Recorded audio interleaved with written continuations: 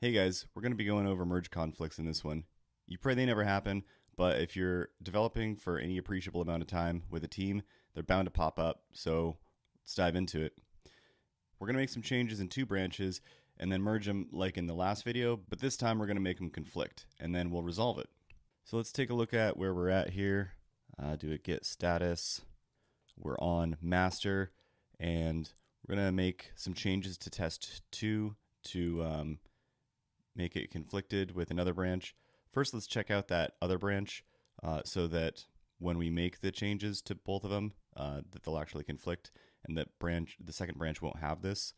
So we'll do git checkout -b conflicted. We'll have a new branch. Now that we're in this other branch, we'll make some changes to test 2 here, just ASDF, whatever, and let's go ahead and add those. And then commit it. And then we'll check out master again. You can see it doesn't have those changes. So now we'll go ahead and make the changes in master. And we did ASDF in conflicted, so we'll do opposite.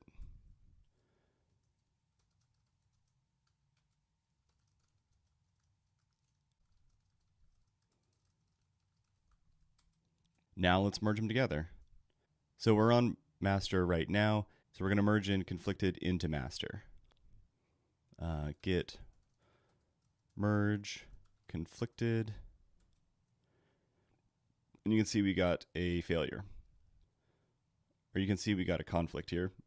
So this is what a conflict looks like. You've got a bunch of less thans and then the branch name, and then between the equal signs and this kind of top marker right here, you'll have the changes from that branch. And then the same with the bottom one. You've got the greater thans and then the branch name, and the changes between the equals and the bottom marker are contained in between the two.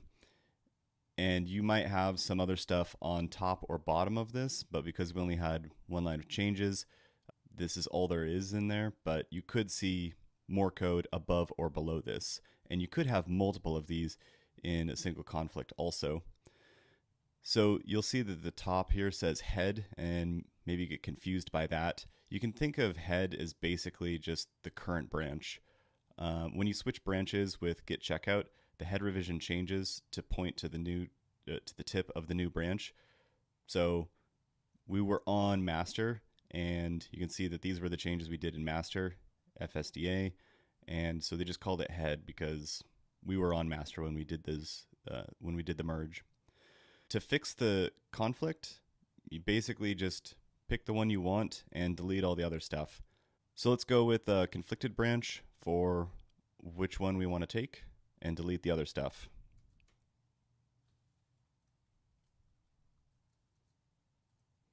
So we'll just save that, and now we are going to commit this. First, let's check our status. So you can see we've got test 2, which we fixed the merge conflicts in. We need to add that back in, and then commit it.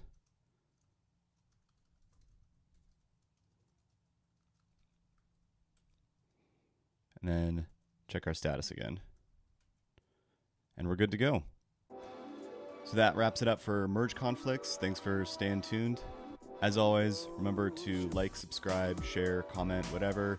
Gonna have a bunch of new content coming out soon here. So if you want to subscribe, check it out.